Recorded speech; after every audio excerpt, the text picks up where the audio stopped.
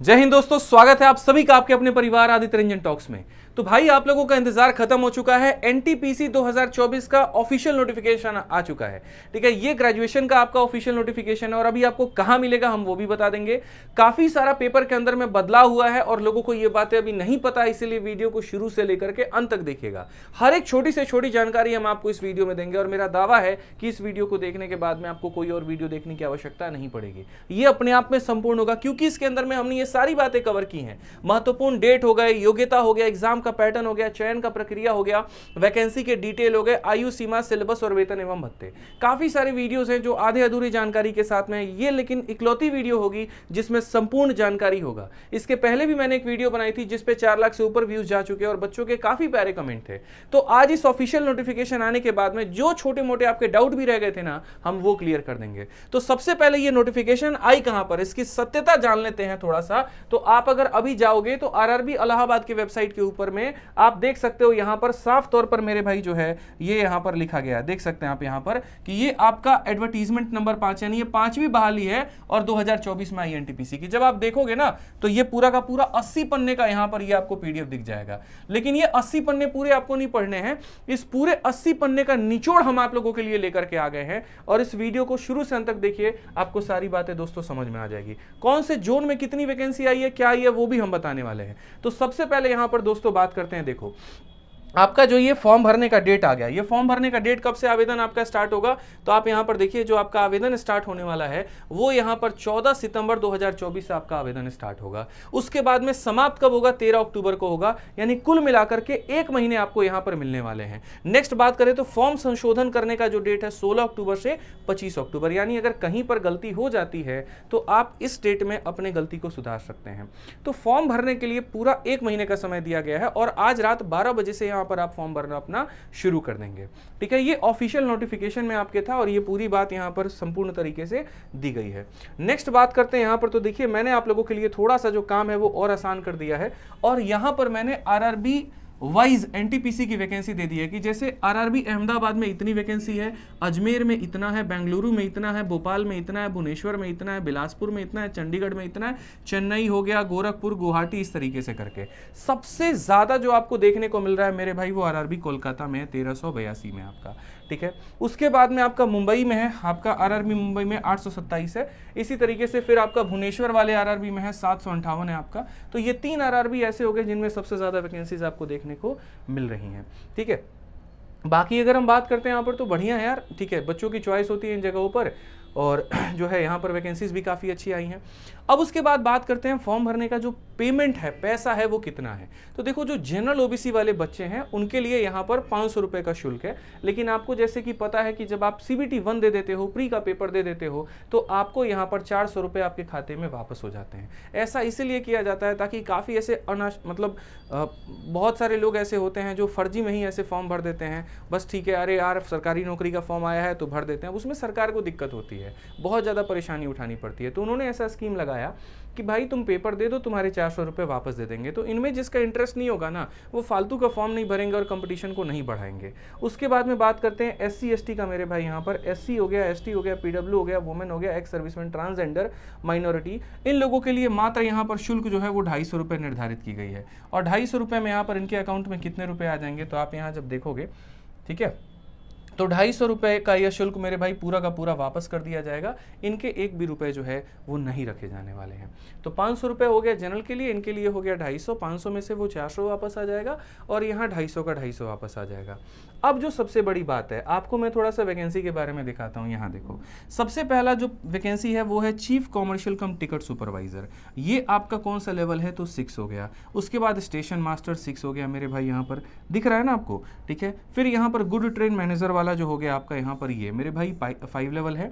और आपके बाद में जूनियर अकाउंटेंट असिस्टेंट कम टाइपिस्ट, ये आपका लेवल 5 हो गया।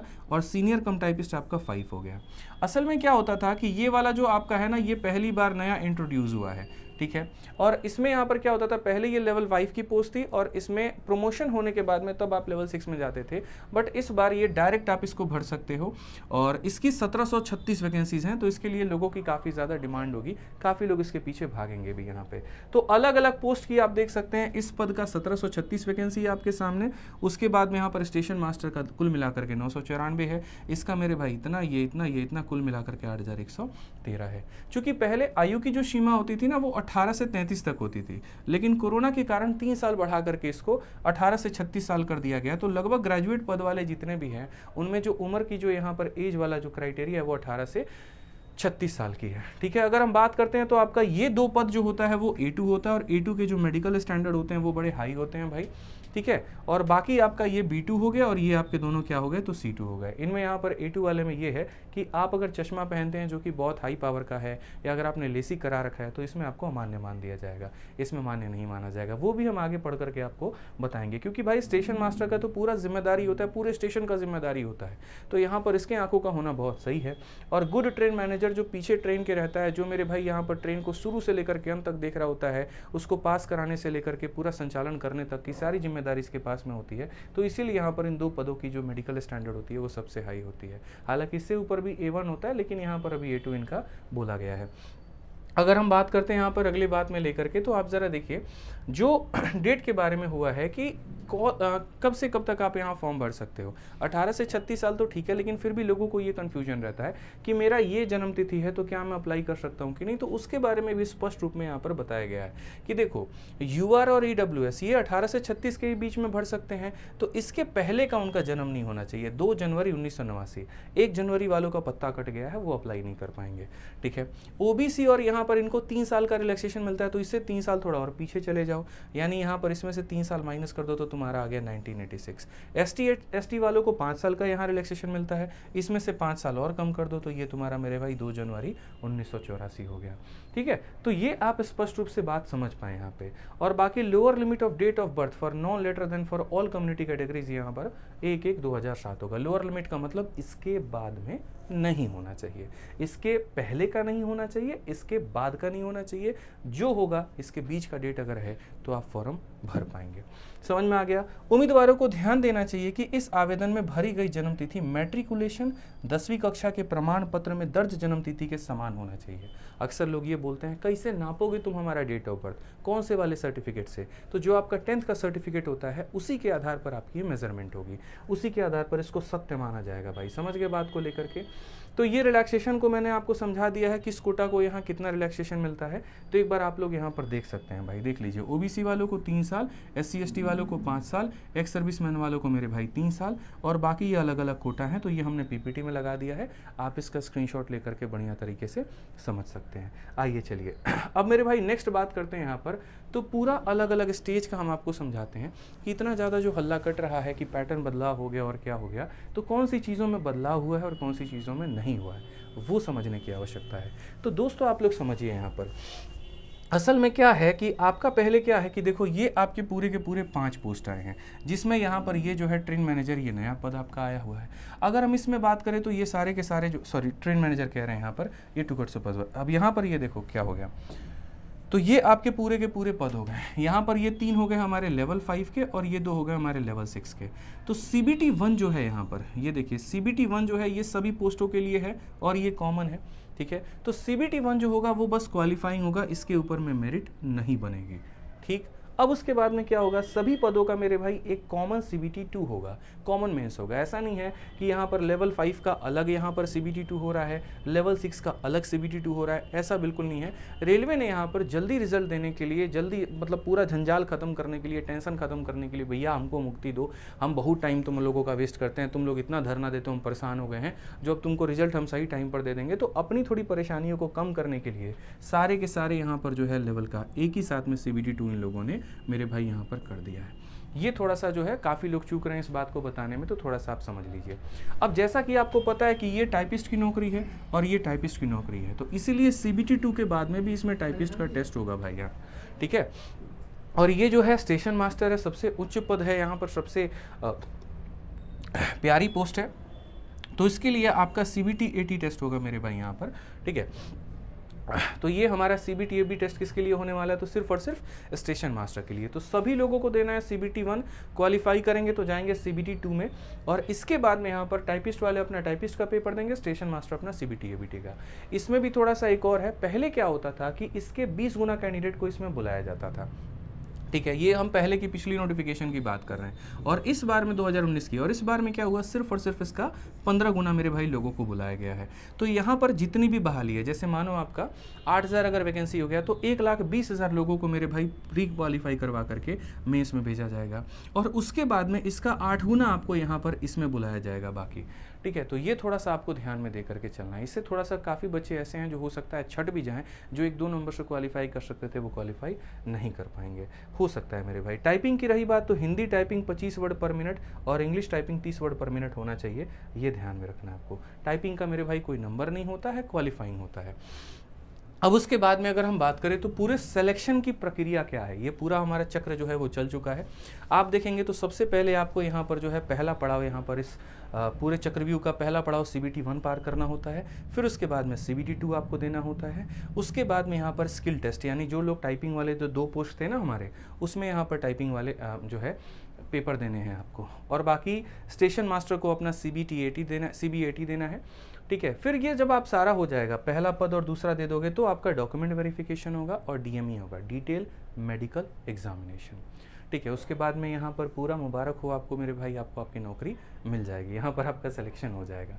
अब बात आता है कि सर देखो ठीक है, CBT-1 CBT-2 सारी बातें हम जान गए, लेकिन कौन सा पेपर होता है, कितने मिनट का होता है, कितने सवाल पूछे जाते हैं, कौन सा सब्जेक्ट होता है, वो क्या पैटर्न है।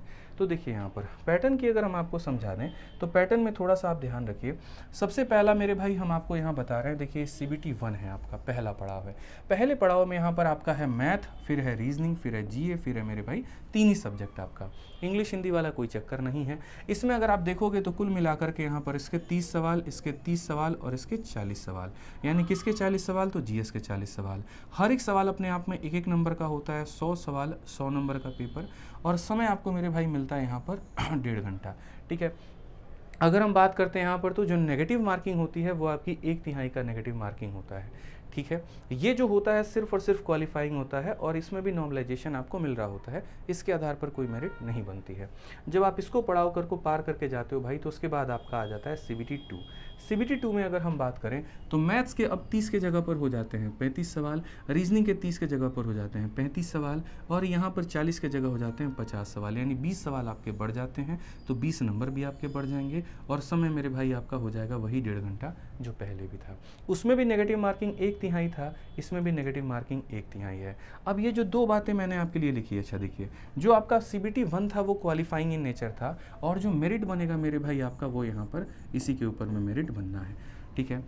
स्टेशन मास्टर के लिए मैंने कहा कि एक अलग से आपको पेपर देना है, और वो है computer based aptitude test, CBAT मेरे भाई। बाकी किसी पदों के लिए ये वाली आपको जो पेपर है वो नहीं देनी है, ठीक है। दूसरी बात यहाँ पर, पिछली बार क्या था, तो 20 गुना कैंडिडेट बुलाए गए थे, और इस बार क्या है, तो 15 गुना कैंडिडेट बुलाए गए हैं। ये भी कहा गया कि total number of candidate to be shortlisted will be 15 time of the community wise vacancy of all notified post यहाँ पे, ठीक है। तो ये थोड़ा सा आपको ध्यान में रखकर चलना। मैंने कहा ना कि इस वीडियो के बाद में कुछ भी आपका नहीं बचने वाला है, सारी जानकारी आपको इसी वीडियो के अंदर में मिल जाएगी। अब अगर हम बात करते हैं सिलेबस और पाठ्यक्रम के बारे में, तो देखिए मैथ्स का आपका पूरा का पूरा सिलेबस है, और तरीके से हमने एक एक चीज़ यहाँ पर लिखवा दी है, सारी जानकारी हमने यहाँ पर दे दी है। मैथ्स के बाद में ये आपका मेरे भाई रीजनिंग का पूरा सिलेबस हो जाता है, सारे टॉपिक्स के नाम यहाँ दिए गए हैं, जो CBT-1 और CBT-2 दोनों के लिए पढ़ना है, अलग अलग मेरे भाई सिलेबस नहीं है। तीसरा जो हो जाता है वो आपका GS का ये पूरा का पूरा हो जाता है, और ये सारा का सारा आपको पढ़ना है, ठीक है। इसमें आपका जो हो गया ये साइंस का पूरा हो गया, physics, chemistry, biology, environmental studies, ये पूरा आपको पढ़ करके जाना है, ठीक है। तो ये आपका पूरा का पूरा सिलेबस हो गया है। अब देखिए इसमें जो ये मैथ्स का पूरा सिलेबस है, मैथ्स आपका बहुत इंपॉर्टेंट रोल प्ले करता है। क्यों करता है? क्योंकि देखो GS ऐसा है ना, कितना भी पढ़ करके चला जाओ समंदर है, उसमें पूरा स्कोर करने का मेरे भाई कॉन्फिडेंस नहीं आ पाता है कि आप पूरा नंबर लाएं। लेकिन मैथ और रीजनिंग 2 ऐसे विषय हो जाते हैं जहाँ पर आप अपने पूरे नंबर लेकर के आ सकते हैं। तो अगर आप मैथ्स मुझसे पढ़ना चाहते हैं और ये पूरा का पूरा पढ़ना चाहते हैं कि एक टॉपिक के धागा खोल देना चाहते हैं कि हाँ हमको बढ़िया तरीके से सारा कुछ समझ में आए, तो आप यहाँ पर मेरे भाई हमारा मैथ्स का VOD 2.0 बैच ले सकते हैं, अगर आप अपने सिलेक्शन के लिए श्योर हैं तो। देखिए मैं बताता हूँ, NTPC का जो पेपर होता है लगभग सीजीएल के लेवल के बराबर का होता है। ये ग्रुप डी वाले लेवल का पेपर नहीं है। इनफैक्ट मैंने अपने टाइम पर काफ़ी मेरे ऐसे दोस्तों को देखा था जो सीजीएल की तैयारी कर रहे थे, लेकिन उनका सीजीएल में नहीं हुआ और NTPC में हो गया, और आज वो बहुत अच्छी तरीके से नौकरी कर रहे हैं, बहुत शानदार जीवन जी रहे हैं। तो NTPC का जो लेवल होता है वो CBT 2 का अगर आप स्पेशली देखोगे, मेंस का अगर आप देखोगे ना, तो वो लेवल जो होता है वो प्री से भी बहुत खतरनाक लेवल का होता है। अब ऐसे केस में यहाँ पर क्या होता है कि बच्चे थोड़ी बहुत जानकारी या तुच्छ जानकारी के साथ में वो जाते हैं, वो क्वालिफाई नहीं कर पाते हैं। ठीक है, तो आपका जितने का फॉर्म है मात्र उससे 200 रुपये से ज़्यादा का आपका ये बैच है मेरे भाई। और इसमें हमने ऐसा पढ़ा रखा है कि आपको 2 बार अलग अलग बैच लेने की आवश्यकता नहीं है कि CBT 1 का अलग हम पढ़ेंगे, CBT 2 का अलग पढ़ेंगे, बिल्कुल भी नहीं। हमारा मैथ्स का VOD 2.0 बैच है। आप यहाँ पर हमारे एप्लीकेशन RG विक्रमजीत एप्लीकेशन से लीजिए और यहाँ से लेकर के इसको पूरा बहुत ही बढ़िया तरीके से अपना पूरा खत्म करिए भाई। ठीक है, इसमें आपको मेरे भाई लाइफ टाइम वैलिडिटी भी मिलती है, कभी एक्सपायर नहीं होगा। ये नहीं 6 महीने का एक्सपायरी है, 1 साल का है, बिल्कुल भी नहीं। बहुत ही बढ़िया तरीके से पूरा का पूरा मेरे भाई अनलिमिटेड एक्सपायरी है आपका, कभी खत्म ही नहीं होने वाला है। ठीक है, सारी बातें बता रखी है, हर एक चैप्टर का शीट है, हर एक चैप्टर का टेस्ट है, ये दे रखा है, तो आप इसमें एनरोल करके पढ़ सकते हैं। बाकी रेलवे के लिए 2 बहुत ही ज़बरदस्त हमने आप लोगों के लिए किताबें निकाली हैं। एक विज्ञान में हमारा रेलवे का सामान्य विज्ञान आया है। काफ़ी बच्चे ये कहते हैं कि सर ये इंग्लिश इसकी कब आएगी, तो देखो आपके सामने ये 109 रुपये में विथ डिलीवरी आप इसको फ्लिपकार्ट से अपने घर पर मंगा सकते हो। रेलवे सामान्य विज्ञान इंग्लिश में है और ये हमारा हिंदी में है। ठीक है, ये आपके रेलवे NTPC के लिए इतनी पतली सी किताब अपने आप में पर्याप्त होगी, आप इतना पढ़ करके चले जाओ, कोई दिक्कत की बात नहीं है। और मैथ्स के लिए तो मेरे भाई मैं आपको बोलूँगा ब्रह्मास्त्र हमारी ये किताब है, और ये दोनों किताब हमारे सामने अवेलेबल है, रेलवे गणित भी और रेलवे इंग्लिश भी। आप इसको देखे होंगे लाइब्रेरी में काफ़ी सारे बच्चे मेरे भाई इस किताब को लगा रहे होंगे, क्योंकि इस किताब की खासियत है भाई, इसके अंदर में आपका पूरा सारा एग्जाम का क्वेश्चन दिया गया है, हर एक लेवल को टच किया गया है। ये पूरी किताब को जब आप देखोगे ना, तो ये पूरी की पूरी आपकी टाइप वाइज है भाई। पूरी किताब को बहुत ही सुंदर तरीके से हमने टाइप वाइज, लेवल वाइज सब कुछ बना दिया है, आप यहाँ देख सकते हैं। और हर एक चैप्टर का एक पर्टिकुलरली हमने इसके अंदर में टेस्ट भी दिया गया है, तो उससे आपको काफ़ी ज़्यादा फ़ायदा मिलेगा। तो ये किताब 265 रुपये की है, जो कि आप फ्लिपकार्ट से मंगा सकते हैं। दोनों किताबों का और बैच का लिंक हम डिस्क्रिप्शन में दे देंगे, आप वहाँ से फ़ायदा उठा लीजिएगा।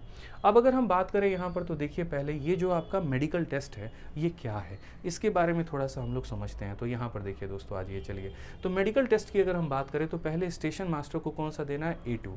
ठीक है, इसमें शारीरिक रूप से हर तरीके से आप फिट होने चाहिए। गुड ट्रेन मैनेजर का भी है A2, इसमें भी पूरी फिटनेस होनी चाहिए। और बाकी B2 और C2 है यहाँ पर।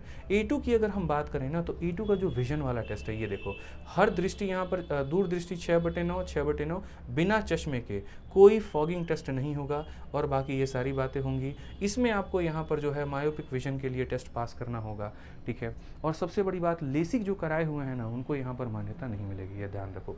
हालांकि बहुत ऐसे क्लिनिक्स हैं जहाँ पर लेसिक कराओ तो पता भी नहीं चलता है, तो वो थोड़ा सा आप लोग देख लेना, वो आप लोगों के अपने हाथ में है भाई। यहाँ पे समझ के बात को लेकर के अब आ जाओ यहाँ पर सैलरी की बात करते हैं। तो देखो मैंने यहाँ पर जो है लेवल दे रखा है कि किस पोस्ट में कितने किस लेवल की बेसिक पेमेंट मिलती है। जैसे ट्रेन मैनेजर को इतना हो गया, TC को इतना हो गया, और ये सारा हो गया बेसिक पे है। उसके बाद में अलाउंस क्या क्या मिलता है, तो आपको जैसे महंगाई भत्ता हो गया, ट्रांसपोर्ट का अलाउंस हो गया, HRA हो गया, ये सारा कुछ जो है आपको इसमें मिल रहा होता है। तो NTPC एक ऐसा पद होता है जहाँ पर लोगों को बहुत बढ़िया इंतज़ार होता है, कब ये आएगा, कब इसमें अप्लाई करेंगे और कब जो है हम इसमें सेलेक्ट होंगे। तो यहाँ पर अगर आप मेरे से पूछेंगे कि सर ये नौकरी कैसी है, तो मैं तो बोलूँगा बहुत ही शानदार है। ज़्यादा कंपटीशन नहीं है, ना इंग्लिश की आवश्यकता है ना हिंदी की आवश्यकता है। 3 विषयों का अगर आपके पास में ज्ञान है तो आप दे सकते हैं। तैयारी के लिए हमने आपको बता ही रखा है, आपको जो टीचर समझ में आता है आप वहाँ से पढ़ सकते हैं, कोई हमारे तरफ से दबाव नहीं है। बाकी इसकी एक स्ट्रेटजी और गाइडेंस वीडियो भी हम लोग इसी चैनल के ऊपर में लेकर के आ जाएंगे, तो चैनल को आप लोग सब्सक्राइब कर लीजिएगा। और भी जो महत्वपूर्ण नोटिफिकेशंस होंगे वो हम आपको यहीं से बताएंगे। आपके मन में कोई डाउट या कोई शंका रहती है तो आप वो भी मेरे भाई यहाँ पर कमेंट बॉक्स में बता दीजिएगा। तो फॉर्म भरिए अच्छे तरीके से, कोई गलती मत करिएगा। यहाँ पर कोई आपको सेकंड चांस किसी को देने की आवश्यकता नहीं है। ठीक है, बाकी हमारी तरफ से मेरे भाई ऑल द बेस्ट। कोई भी डाउट होगा कमेंट बॉक्स में ज़रूर लिख दीजिएगा। धन्यवाद।